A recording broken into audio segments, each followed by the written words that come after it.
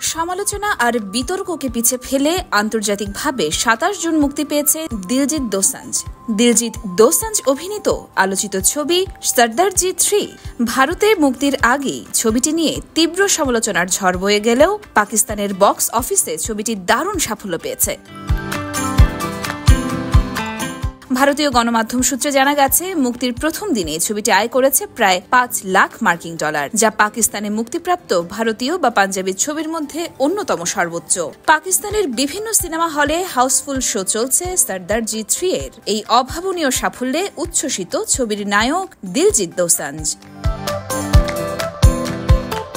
নিজের সোশ্যাল মিডিয়ায় তিনি লিখেছেন, দুটি সিনেমা হল ইতিমধ্যেই হাউসফুল। দর্শকদের কাছ থেকে খুব ভালো প্রতিক্রিয়া তিনি পাচ্ছেন। সিনেমা হলে গিয়ে তিনি দর্শকদেরকে ছবিটি দেখবার অনুরোধ জানিয়েছেন।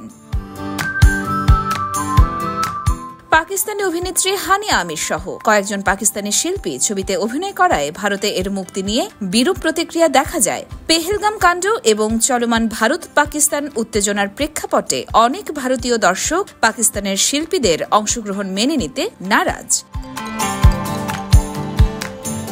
এর ফলে দিলজিৎ দোসাঞ্জ নিজেও শঙ্কা প্রকাশ করেছিলেন যে ছবিটি ভারতে মুক্তি না পেলে বড় আর্থিক ক্ষতির মুখে পড়তে হতে পারে। তবে সকল বিতর্ককে ছাপিয়ে ছবিটি সীমান্তের ওপারে এক অনন্য সাফল্য পেয়েছে।